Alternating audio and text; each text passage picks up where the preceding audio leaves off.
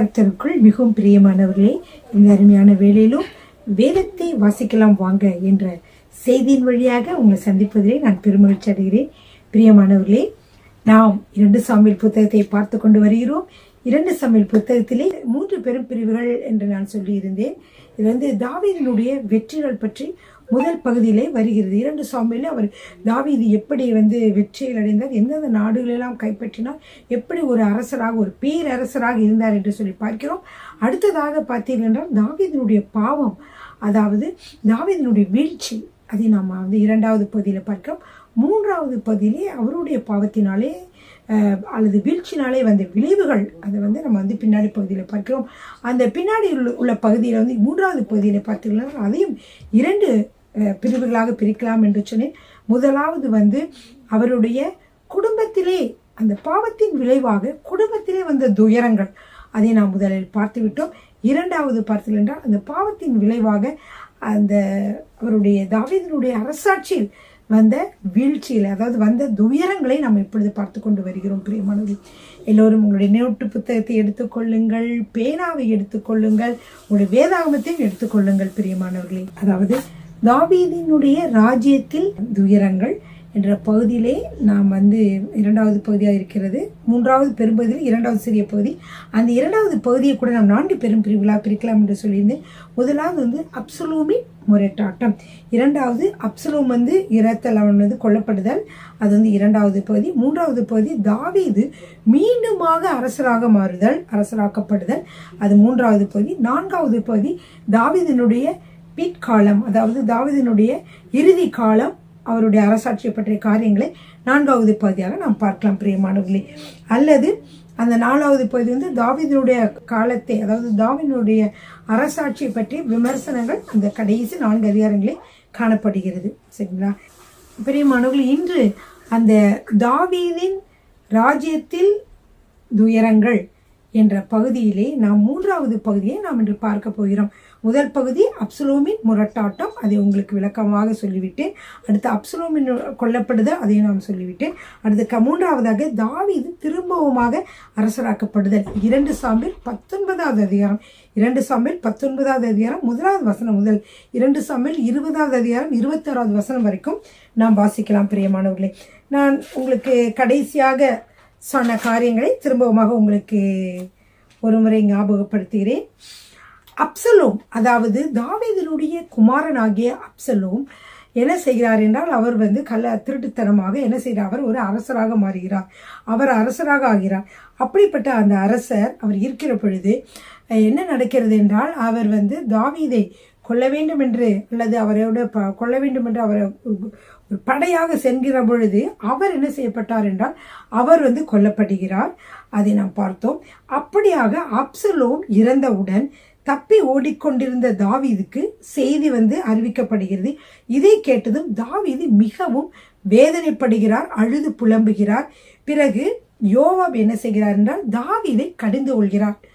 இப்ப தாவீதிட்ட முன்பு மிகவும் அன்பாக மரியாதையோடு நடந்து கொண்டிருந்த யோவாப் சில இடங்களிலே என்ன செய்கிறார் என்றால், தாவீதை அவர் கடிந்து கொள்கிறார், தாவீதுக்கு விரோதமாக செயல்பட்டார். 2 இடங்களிலே நாம் பார்க்கிறோம். ஒன்று அப்சலோமை கொல்ல வேண்டாம் என்று சொல்லியிருந்தார். மற்ற அனைவரும் அவரை கொல்ல பயந்த பொழுது இவர் தைரியமாக கொன்றார். அடுத்ததாக பார்த்தீர்கள் என்றால், யோவாப் என்ன செய்கிறார் என்றால், தாவீது அப்சலோமுக்காக அழுது புலம்பின பொழுது அதை அவர் கடிந்து கொண்டார். நீங்கள் ஏன் அழுதுகிட்டே இருக்கிறீங்க, நீங்கள் அழுகுதை ஸ்டாப் பண்ணுங்க, அப்போ அவன் கொல்லப்படலைன்னா நாங்களாம் கொல்லப்படணும், நாங்களாம் சாகணும், அதுவும் உங்களுக்கு சந்தோஷமான காரியமா? இப்போ நடந்தது நல்லதுக்கு தான் நடந்திருக்கேன்னு சொல்லி அவர் என்ன செய்கிறார், அவர் தாவீதை கடிந்து கொண்டதும் இல்லாமல், தாவீதை நீங்கள் இப்படி ரூம்குள்ளே அடைஞ்சு அழுதுட்டு இருக்கக்கூடாது, நீங்கள் வெளியே வாங்க, நீங்கள் இப்படி இருந்தீங்கன்னா ஒளியாக இருந்தீங்கன்னா அப்புறம் இன்னும் ஒரு இதுவரைக்கும் நடந்ததை விட துயர சம்பவம் நடக்கும் அப்படின்னு சொன்னார். அது நாம் மிகவும் ஏற்றுக்கொள்ளக்கூடாத ஒரு காரியமாக ஒரு படைத்தலைவனானவர் அரசரை பார்த்து அப்படி சொல்லுகிறார் என்று பார்த்தோம். அதற்கப்புறமாக என்ன செய்தார் என்றால், தாவீது ஒளிமிக வாசலிலே அமர்கிறார். உடனே எல்லா மக்களும் அரசரை பார்க்க வருகிறார்கள். அதில் பார்த்தீர்கள் என்றால், எல்லா மக்களும் என்றால் இஸ்ரவேல் ஜனங்கள், யூதா ஜனங்கள் மற்றும் சில ஜனங்களும் அவர் வென்ற அவருக்கு கப்பம் கட்டின ஜனங்கள் எல்லோரும் பார்த்தார்கள். ஆனால் இஸ்ரவேல் மக்களோ வென்றால் தங்கள் கூடாரங்களுக்கு ஓடி போனார்கள். ஏனென்றால் அவர்களுக்கு ஒரு பயம் இருந்திருக்கலாம். நாம் அப்சலோம் ராஜாவாக இருக்கிற பொழுது அவருக்கு கீழே நாம் இருந்தோம். இப்பொழுது தாவீது ராஜாவாகிவிட்டால் ஒருவேளை நம்ம எல்லாம் என்ன செய்யலாம், அவர் பகைக்கலாம் அல்லது நம்ம மீது கோபமாக இருக்கலாம் என்று சொல்லி என்ன செய்தார்கள், இவர்கள் பயந்து கொண்டு கூடாரங்களுக்கு ஓடிப்போனார்கள் என்று சொல்லி பார்க்கிறோம். அடுத்ததாக இதை நீங்க 2 சாமுவேல் 19:9 ஒரு தடவை உங்களுக்கு அதை ஞாபகப்படுத்த விரும்புகிறேன். 19வது அதிகாரம் 9வது வசனம். இஸ்ரவேலுடைய சகல கோத்திரங்களிலும் உள்ள சகல ஜனங்களுக்குள்ளும் வாக்குவாதம் உண்டாகி அவர்கள், ராஜா நம்முடைய சத்துருக்களின் கைக்கு நம்மை நீங்களாக்கி விட்டார், அவர்தானே பெலிஸ்தரின் கைக்கு நம்மை தப்புவித்தார். இப்போதோ அப்சலோமுக்கு தப்ப தேசத்தை விட்டு ஓடி போனார். நமக்கு ராஜாவாக அபிஷேகம் பண்ணி வைத்த அப்சலோம் யுத்தத்திலே செத்தான். இப்போதும் ராஜாவை திரும்ப அழைத்து வராமல் நீங்கள் சும்மா இருப்பானேன் என்று ஒருவரோடொருவர் என்ன செய்கிறாங்க, அந்த இஸ்ரவேல் கோத்திரங்கள் எல்லாரும் என்ன சொல்கிறார்கள், பேசி கொண்டிருக்கிறார்கள், வாக்குவாதம் பண்ணி கொண்டிருக்கிறார்கள். இந்த வேலையை இதை அறிந்த தாவீது என்ன செய்கிறார் என்றால், அவர் ஆசாரியராகிய சாதோக்கு அப்புறம் ஒருத்தர் இருப்பாரு, அவர் பேர் என்னது, அபியத்தார். Zadok Abiathar. தாவீது ராஜா சாதோக் அபியத்தாரினும் ஆசாரியரிடத்திற்கு ஆள் அனுப்பி, நீங்கள் யூதாவின் மூப்பரோட பேசி ராஜாவை தம்முடைய வீட்டுக்கு திரும்ப அழைத்து வர நீங்கள் மற்றவர்களுக்கு பிந்தி போவானேன். அதாவது யூதா கோத்திரத்தை பார்த்து சொல்லுங்க, ஏன்னா யூதாவில் தான் நான் ராஜாவாகனே ஃபர்ஸ்ட், அங்கதான் அவங்க ரொம்ப பேர் எனக்கு பிரியமானவர்களாக இருக்காங்க. அதனால அவங்ககிட்ட போய் சொல்லுங்க, மற்ற இஸ்ரவேல் கோத்திரத்தாரெல்லாம் என்னைய ராஜாவாக கூட்டிக் கொண்டு போறதுக்கு முன்னாடி நீங்க ஏன் வரக்கூடாது என்று சொல்லுகிறதை பார்க்கலாம். உடனே யூதா மக்கள் அனைவரும் ராஜாவை கூட்டிக் கொண்டு போகிறார்கள். யோர்தானுக்கு அப்புறம் சென்ற தாவீது ராஜா இப்ப யோர்தானுக்கு இப்புறமாக வருகிறார். அப்படியாக அவர் வந்து கொண்டிருந்தார், அப்படியாக வந்தார் என்று சொல்லி பார்க்கிறோம். அடுத்ததாக நீ என்ன நினைக்கிறதுனா, தாவீது சாதோக் அபியத்தார் என்ற ஆசாரியரிடம் சொல்லி யூதா ஜனங்கள் தம்மை ராஜாவாக தம்முடைய வீட்டுக்கு அழைத்து வர சொன்னார். அதன்படியே அவர்களும் அழைத்து வந்தார்கள். பின்பு தாவீது அவர்களோட சேர்ந்து திரும்பவுமாக யோர்தானுக்கு இப்புறமாக வருகிறார். அதற்கப்புறம் இஸ்ரவேல் மக்கள் என்ன செய்கிறார்கள் என்று சொல்லி பார்க்கலாம்.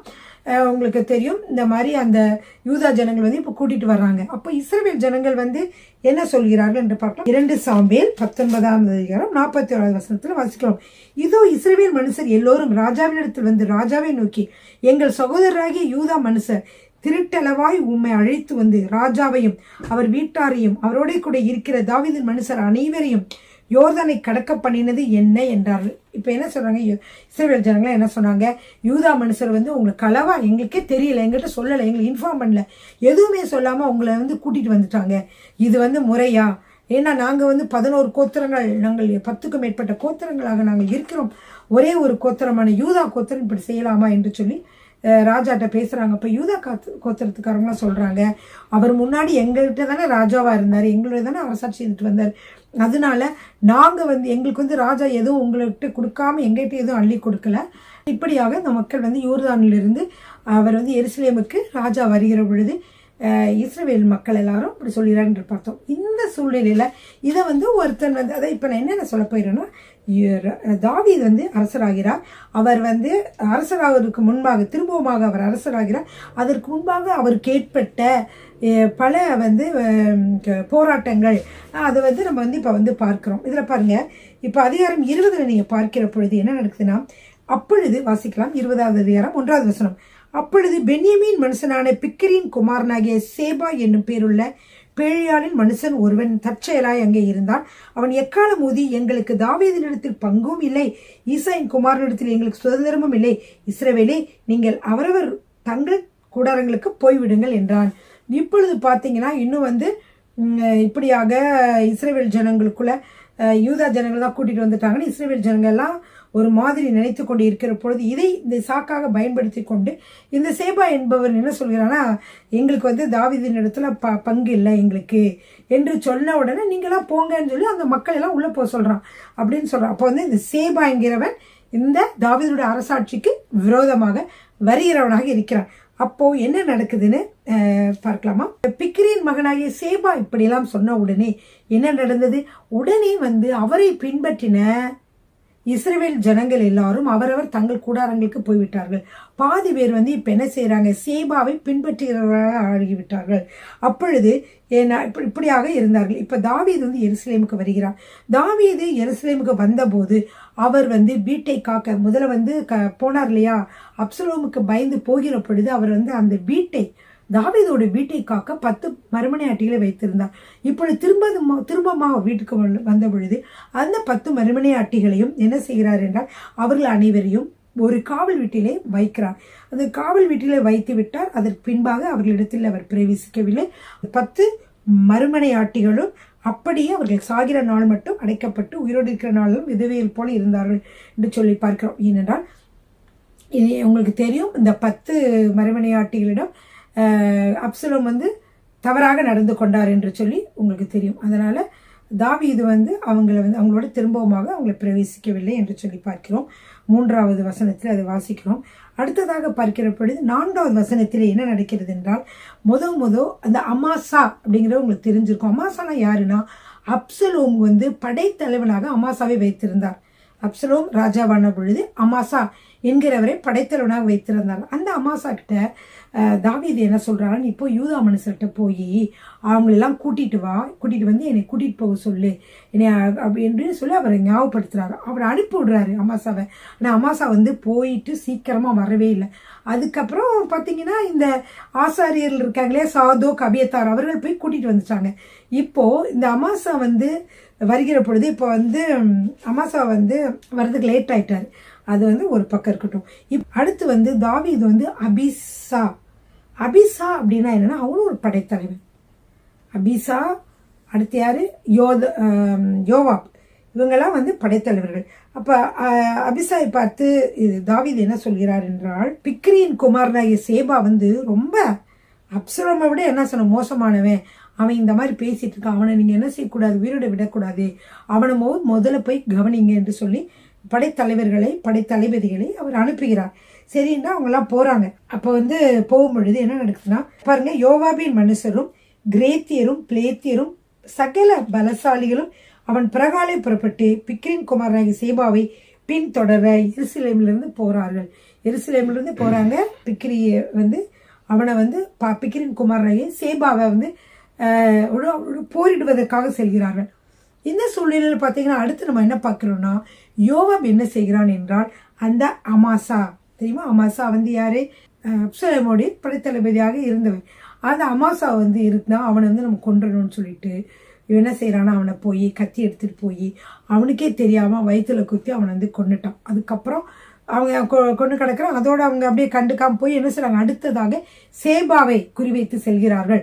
சேபாவை குறிவைத்து அவர்கள் செல்கிற பொழுது எங்க போறாங்கன்னு பாத்தீங்கன்னா 20வது அதிகாரம் 13, 14. அவன் வழியிலிருந்து எடுத்து போடப்பட்ட பிற்பாடு எல்லோரும் கடந்து பிக்ரின் குமாரனாகிய சேபாவை தொடர யோவாபுக்கு பின் சென்றார்கள். அடுத்து பாருங்க, அவன் என்ன செய்தான, இஸ்ரவேல் கோத்திரங்களை எல்லாம் சுற்றி பெத்மாக்காவாகிய ஆபேல் மட்டாகவும் பேரிமின் கடைசி மட்டாகவும் வந்திருந்தான். அவடத்தாரும் கூடி தாங்களும் அவனுக்கு பின் சென்றார்கள். இப்படியாக அந்த என்ன செய்தான் என்றால், சேபாவை முற்றுகையிட்டார்கள். எங்க இருக்காம சேபா, அவர்கள் போய் பெத்மாக்காவாகிய ஆபலிலே அவனை முற்றுகையிட்டு பட்டணத்திற்கு எதிராக தெற்று வரைக்கும் கொத்தளம் போட்டார்கள். யோவாபடி இருக்கிற ஜனங்கள் எல்லோரும் அலங்கத்தை விலப்பண்ணும்படி அழிக்க எத்தனம் பண்ணினார்கள். எந்த இடத்த, பெத்மாவாகிய ஆபேலிலே. அங்கதான் யார் இருக்கிறா, சேபா போய் ஒளிஞ்சிருக்கிறான். உடனே அங்கே யோவாபு முற்றுகிட்ட உடனே, எல்லா ஜனங்களும் முற்றுகிட்ட உடனே அந்த இடத்த அவங்க என்ன செய்ய பார்க்குறாங்க, அழிக்க பார்க்குறாங்க. இந்த சூழ்நிலையிலே அங்கே இருந்து ஒரு புத்தியுள்ள ஸ்திரீ வருகிறாள். அவளை பேர் போடல, ஆனால் அவளை புத்தியுள்ள ஸ்திரீன்னு போட்டிருக்கு. வாசிக்கலாமா? 16வது வசனம். அப்பொழுது புத்தியுள்ள ஒரு ஸ்திரீ பட்டணத்திலிருந்து சப்தமிட்டு, கேளுங்கள் கேளுங்கள், நான் யோவாபோட பேச வேண்டும், அவரை இங்கே கிட்டே வர சொல்லுங்கள் என்றாள். அப்பொழுது என்ன செஞ்சாங்கன்னா, எல்லாத்தையும் சொல்றாங்க, எங்க இருக்கார் யோவாபு, யோவாபு கூட நான் சில விஷயங்கள் பேசணும், அவரை கூப்பிடுங்க. அதே மாதிரி அவரை கூப்பிடுறாங்க. கூப்பிட்ட உடனே அந்த பெண் சொல்கிறாள், அவளுக்கு சமீபத்தில் வந்த போது அந்த ஸ்திரீ, நீர்தானா யோவாப் என்றாள். அவன் நான் தான் என்றான். அப்பொழுது அவள் அவனை பார்த்து, உமது அடியாளின் வார்த்தைகளை கேளும் என்றாள். அவள் கேட்கிறேன் என்றாள். அப்பொழுது அவள், பூர்வ காலத்து ஜனங்கள் ஆபேலிலே விசாரித்தால் வழக்கு தீரும் என்பார்கள். இந்த பெத்மாக்காவாகிய ஆபேல் என்கிற இடத்துல எப்படி இருக்கும்னா, எல்லாரும் ஏதாவது ஒரு வழக்கு பிரச்சனை இருந்துச்சுன்னா அங்கே வந்து கேட்டால் தீரும்னு சொல்லுவாங்க. ஆனால் நீங்கள் இந்த ஆபேல் இடத்தையே நீங்கள் என்ன செய்கிறீங்க, முற்றுகை போட்டு அழிக்கணும்னு வந்திருக்கீங்க. இந்த இடம் வந்து அநேகருக்கு வந்து ஒரு சமாதானமான இடமா இருந்துச்சு, இப்போ இதை நீங்கள் அழிக்க வருகிறீர்களே என்று சொல்லுகிறார். பாருங்க 19வது வசனம், இஸ்ரவேலிலே நான் சமாதானமும் உண்மையும் உள்ளவளாய் இருக்கையில் நீர் இஸ்ரவேலிலே தாய் பட்டணமாய் இருக்கிறதை நிர்மூலமாக்க பார்க்கிறீரோ, நீர் கர்த்தருடைய சுதந்திரத்தை விழுங்க வேண்டியது என்ன என்றார். அதற்கு யோவாப் சொல்றாரு, எனக்கு விழுங்க வேண்டும் அழிக்க வேண்டும்னு ஆசை இல்லை. எனக்கு என்ன காரியமாக நான் வந்தேன் என்றால், பிக்ரின் குமாரனாகிய சேபா என்பவன் எப்ராஹிம் பர்வத்தானாய் இருக்கிற ஒரு மனுஷன் ராஜாவாகிய தாவீதுக்கு விரோதமாக என்ன செய்தான், தன் கையை ஓங்கினான். எனவே அவனை மாத்திரம் ஒப்புக்கொடுங்கன்னு சொல்றாங்க. அதே மாதிரி அந்த சகோதரி அவங்க சொல்றாங்க, சரி சொல்றாங்க, அந்த யோபு சொல்றாங்க, இதோ அவன் தலை என்ன செய்யப்படும், மதிலின் மேலிருந்து அவங்க தூக்கி நாங்கள் எரியப்படும் அப்படின்னு சொல்லிட்டு அவர் என்ன செய்யறான்னா போய் அந்த நாட்டில் இருக்க மக்களோடலாம் பேசி, இவங்கெல்லாம் நம்மளை வந்து இந்த மதிலே இடிக்க வராங்க, இந்த பட்டணத்தையே அழிக்க வராங்க, அதுக்கு பதிலாக நீங்கள் இந்த ஒருத்தரை மட்டும் நீங்கள் வெளியே போட்டுட்டீங்கன்னா இதோட நமக்கு எந்த பிரச்சனை இல்லைன்னு சொல்லி புத்தியாக பேசினதுனால அவர்கள் சரிஎன்று சொல்லி அவனுடைய தலையை வெட்டி என்ன செஞ்சுட்டாங்க, தூரப்பட்டாங்க. இப்படியாக தாவீதினுடைய எதிரிகள் ஒவ்வொருவரும் என்ன செய்யப்படுகிறார்கள், கொல்லப்படுகிறார்கள் என்று சொல்லி பார்க்கிறோம். இப்படிப்பட்ட சூழ்நிலையில் யோவாப் வந்து யார் வந்து அமாசாவை கொன்றான், அப்புறம் வந்து யாருமே தாவீதுக்கு விரோதமாக யார் பேசினாங்கனாலும் அவங்களை கொண்டாதானே இவர் தாவீதோட அரசாட்சி நிலை நிற்க முடியும் அப்படின்னு சொல்லிட்டு எல்லாத்தையும் கொண்டுட்டு வருகிற பொழுது இப்போ நம்ம என்ன செய்ய போகிறோம்னா, தாவீதினுடைய அரசாட்சியிலே இருக்கக்கூடிய அமைச்சர்கள், படைத்தலைவர்கள், இவர்களை பற்றி பார்க்கலாமா?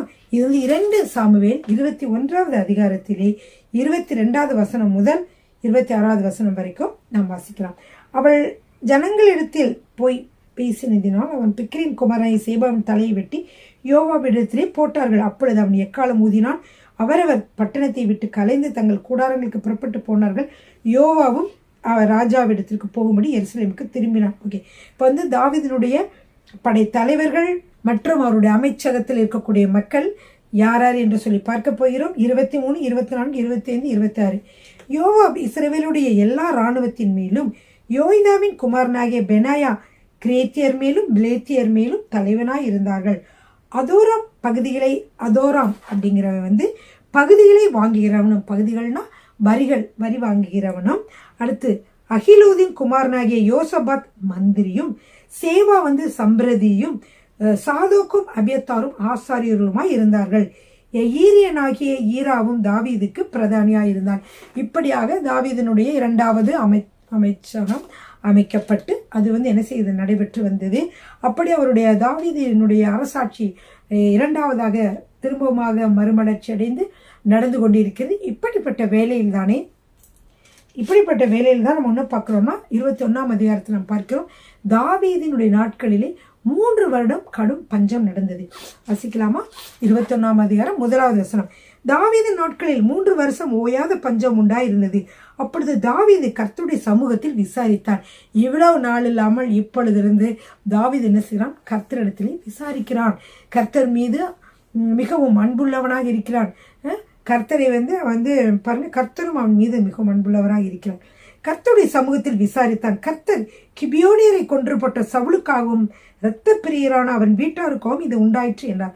ஏன் பஞ்சம் உண்டாயிற்றுன்னு ஆண்டவர் சொல்றாரு, சவுல் வந்து கிபியோனியரை வந்து கொன்று போட்டான் ஒரு காலத்துல, அதனால அந்த இரத்தப்படி அவன் குடும்பத்தின் மேல இருக்கிறது, அதனால தான் வந்து இந்த மாதிரி கொடிய பஞ்சம் இந்த 3 வருஷம் உண்டாயிருக்கிறது என்று ஆண்டவர் சொன்னார். அப்போ வந்து இவன் கேட்கிறான், அப்ப கிபியோனியரை அழைப்பிச்சு கேட்கிறான், உங்களுக்கு என்ன செய்யணும், உங்களுக்கு வந்து உங்களை முன்னாடி உங்களுடைய வம்சத்தாரை சவுல் கொன்றார், எப்படி இருக்கும் பொழுது நாங்கள் என்ன செய்ய வேண்டும் என்று சொல்லி கேட்கிறார். அப்பொழுது அவருக்கு பதில் என்ன சொல்கிறார்கள் என்றால் 5வது வசனம், 21ஆம் அதிகாரம் 5வது வசனம். அவர்கள் ராஜாவை நோக்கி, நாங்கள் இஸ்ரவேலின் எல்லையில் எங்கும் நிலைக்காதபடிக்கு அழிந்து போக எவன் எங்களை நிர்மூலமாக்கி எங்களுக்கு பொல்லாப்பு செய்ய நினைத்தானோ அவன் குமாரரில் 7 பேர் கர்த்தர் தெரிந்து கொண்ட சவுலின் ஊராகிய கிபியாவிலே நாங்கள் அவர்களை கர்த்தருக்கென்று தூக்கி போட எங்களுக்கு ஒப்பு கொடுக்க வேண்டும் என்றார்கள். நான் அவர்களை ஒப்பு கொடுப்பேன் என்று ராஜா சொன்னான். இப்படியாக ராஜாட்ட கேட்குறாங்க, அந்த சவுலோட குடும்பத்துல வம்சத்துல வந்து 7 பேரை நீங்க கொடுங்க, அவங்கதான் எங்களுக்கு கெடுதல் நினைச்சாங்க. தாவீது வந்து 7 பேர் வந்து கிபியோனருக்கு கொடுக்க போறாரு. ஏனென்றால் அவர்கள் தூக்கி போட போகிறார்கள். எதுக்கென்றால் இந்த கிபியோனரை கொலை செய்த, நிறைய பேரை கொலை செய்த சவுலுடைய வம்சத்திலே வந்தவர்கள் வந்து அவங்க வந்து பதிலுக்கு அவங்க பழி வாங்குறாங்க. அந்த மாதிரி இருக்கும் பொழுது அவர்கள் வந்து யார் யாரை கொடுக்குறாங்க அப்படின்னு பார்த்தீங்கன்னா, சவுலின் 7வது வசனம், ஆனாலும் தாவீதும் சவுலின் குமாரனாகிய யோனத்தானும் கர்த்தரை கொண்டு இட்ட ஆணை நிமித்தம் ராஜா சவுலின் குமாரனாகிய யோனத்தானின் மகன் மேவி போசேத்தை தப்ப விட்டு, அவனை வந்து தப்ப விட்டுட்டு யார் யாருன்னா, ஆயாவின் குமாரத்தி ஆகிய ரிஸ்பால், சவுலுக்கு பெற்ற அவளுடைய 2 குமாரராகிய அர்மோனியையும் மேவி போசேத்தையும், சவுலின் குமாரத்தி ஆகிய மெகோலோத்தியனான பர்ஷிலாவின் குமாரனான ஆதரியலுக்கு பெற்ற அவளுடைய 5 குமாரையும் பிடித்து அவர்களை கிபியோனியர் கையில் ஒப்பு கொடுத்தார்கள். அவர்களை கர்த்தருடைய சமூகத்தில் மலையின் மேல் தூக்கி போட்டார்கள்.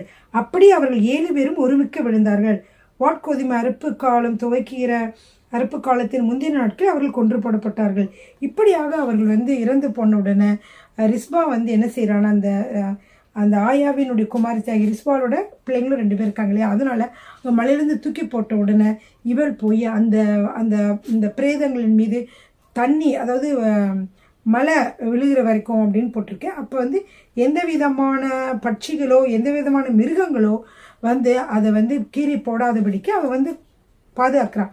பாருங்க அவள் என்ன செய்யறான்னு 10வது வசனம், அப்பொழுது ஆயாவின் குமாரத்தியாகிய ரிஸ்பால் 2 புடவையை எடுத்துக்கொண்டு போய் அதை பாறையின் மேல் விரித்து அறுப்பு நாளின் துவக்கம் முதற்கொண்டு வானத்திலிருந்து அவர்கள் மேல் மழை பெய்யும் மட்டும் பகலில் ஆகாயத்து பறவைகளாகிலும் இரவில் காட்டு மிருகங்களாகிலும் அவர்கள் மேல் விழ ஒட்டாது இருந்தார். அப்படிப்பட்ட காரியத்தை இவை செய்ததை வந்து தாவீதுக்கு அறிவிக்கப்பட்டது. உடனே தாவீது வந்து ஹெல்ப் பண்றார். தாவீது பார்த்தீங்கன்னா எங்கெங்க போனாலும் மிகவும் தாழ்மையாக நடந்து கொள்வார், ஒரு உண்மையாக நடந்து கொள்வார், ஒரு நீதியாக நடந்து கொள்வார். அதே போல என்ன செய்வார், அவர் ஒரு இரக்க சுபாவம் உள்ளவராக, ஒரு உண்மையுள்ள ஒரு அரசராக அவர் இருப்பார். 2 சாமுவேல் 21ஆம் அதிகாரம் 11வது வசனத்திலிருந்து வாசிக்கிறேன்.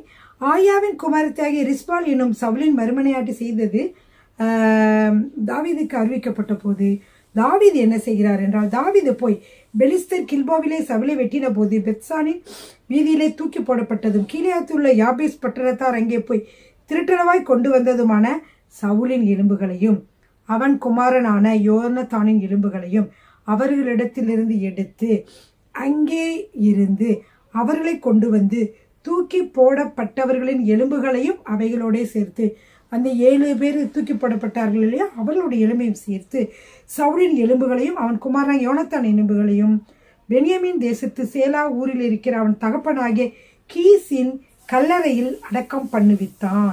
ராஜா கட்டளையிட்டபடி எல்லாம் செய்தார்கள். அதற்கு பின்பு தேவன் தேசத்திற்காக செய்யப்பட்ட வேண்டுதலை கேட்டறினார். அப்ப யார் இந்த மாதிரி பாவம் செய்தாங்க, அவங்கள வந்து தண்டிச்சாச்சு, அதோட அது முடிஞ்சிருச்சு. அதுக்கப்புறம் தேசத்திலே என்னாச்சு, சமாதானமாக இருந்தது. அப்புறம் பார்த்தீங்கன்னா தாவீது இப்போ வந்து செட்டில் ஆயிட்டாரு, எருசலேமுக்கு வந்துட்டாரு, இந்த காரியங்களாம் ஆயிடுச்சு இல்லையா. அடுத்ததாக என்ன நடக்குதுன்னா, அவர் பெலிஸ்தர்கள் இவரோடு திரும்பவுமாக சண்டைக்கு வருகிறார்கள். இப்படியாக பெலிஸ்தர்கள் அவருக்கு விரோதமாக போருக்கு வருகிறார்கள். இந்த போரிலே வந்து ஒரு 4-5 தடவை போர் நடக்கிறது. ஒவ்வொரு காரியத்திலும் வந்து அவர்கள் வந்து வெற்றி, தாவீது அதில் வெற்றி பெறார் என்று சொல்லி பார்க்கிறோம். இதுல முதலாவது வந்து என்ன வந்து நடக்கிறது என்றால் 15வது வசனம், பின்பு பெலிஸ்தர் இஸ்ரவேலின் மேல் யுத்தம் செய்தார்கள். அப்பொழுது தாவீதும் அவரோட கூட அவன் சேவகரும் போய் பெலிஸ்தரோடு யுத்தம் பண்ணினார்கள். தாவீது விடாய்த்து போனான். இப்ப தாவீது வந்து கொஞ்சம் வயசானவராக இருக்கார் இல்லையா, இப்ப இந்த வயதுல வந்து அவர் சண்டை போடுறாரு. இப்ப சண்டை போடும் பொழுது என்ன, அவரே தானே சண்டை போடணும்னு சொல்லி சண்டை போடுறாரு. அப்ப அவர் விடாய்த்து போனார். அப்ப அவங்க எல்லாம் என்ன சொல்றாங்கன்னா, அந்த மக்கள் எல்லாரும், இஸ்ரவேல் மக்கள், யூதா மக்கள் எல்லாரும் என்ன சொல்றாங்கன்னு பாத்தீங்கன்னா, தாவீதுட்ட சொல்றாங்க, தாவீது விடாய்த்து போனான். அப்பொழுது 300 சேக்கல் நிறை வெண்கலமான ஈட்டை பிடிக்கிறவனும் புது பட்டயத்தை அறையிலே கட்டி கொண்டவனுமான இஸ்பி பெனோப் என்னும் ராட்சத புத்திரரில் ஒருவன் தாவீதை வெட்ட வேண்டும் என்று இருந்தான். இப்பொழுது என்ன நடக்குது, சண்டை நடந்துகிட்டு இருக்குது இல்லையா.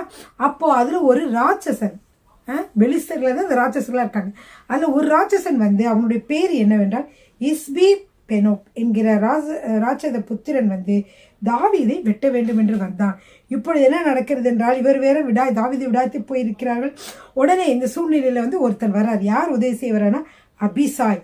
அவர் யாருன்னா செரியாவின் குமாரனாகிய அபிசாய் ராஜாவுக்கு உதவியாக வந்து பெலிஸ்தனை வெற்றி கொண்டு போட்டான். அப்பொழுது தாவீது மனுஷர்களாம் சொல்றாங்க, இஸ்ரவேலின் விளக்கு அணைந்து போகாதபடிக்கு நீர் இனி எங்களோட யுத்தத்திற்கு புறப்பட வேண்டாம் என்று அவனுக்கு ஆணையிட்டு சொன்னார்கள். கண்டிப்பா சொல்லிட்டாங்க, ஆணையிட்டு சொன்னாங்க, இனிமேல் என்ன செய்யாதீங்க, நீங்க யுத்தத்திற்கு வராதீங்க ராஜா, ஏன்னா ஒரு விளக்கு, இஸ்ரவேலினுடைய விளக்கு வந்து அணைந்து போக வேண்டாம் என்று சொல்லி அவர்கள் எல்லாரும் போய் அவர்கள் பத்திரமா இருக்க சொன்னாங்க.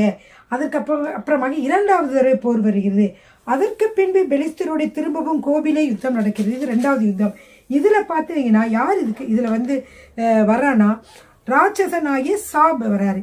இந்த ஆளை வந்து ஊசாத்தினாகிய சீபேக்காய் ராட்சச சந்ததியான சாபை வெட்டி போட்டான். இது 2வது யுத்தம். திருப்பி 3வதாக பெலிஸ்தரோடு இன்னும் வேறொரு யுத்தம் கோபிலே உண்டான பொழுது யாரே யொர்கிமின் குமாரனாகிய எல்கானான் என்னும் பெத்லஹேமியன் காத் ஊரானாகிய கோலியாத்தின் சகோதரனை வெட்டினான்.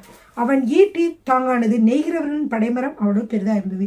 இப்படிப்பட்ட ஒருத்தனை என்ன செஞ்சுட்டாங்க, வெட்டிட்டாங்க. அடுத்தது 3வது முடிஞ்சிச்சா. அப்ப 4வதாக இன்னும் ஒரு யுத்தம் காத்தூரில் நடந்த பொழுது அங்கே நெட்டையனான ஒரு மனுஷன் இருந்தான். அவன் கைகளில் அவ்வாறு விரல்களும் அவன் கால்களில் அவ்வாறு விரல்களுமாக 24 விரல்கள் உள்ளவன். இவனும் ராட்சத பிறவியா இருந்தான். இஸ்ரவேலை நிந்தித்தான். இதுக்கு வந்து யார் போனானா, தாவீதின் சகோதரனாகிய சீமையாவின் குமாரனாகிய யோனத்தான் அவனை வெட்டினான். இந்த 4 பேரும் காத்தூரிலே ராட்சதனுக்கு பிறந்தவர்கள்.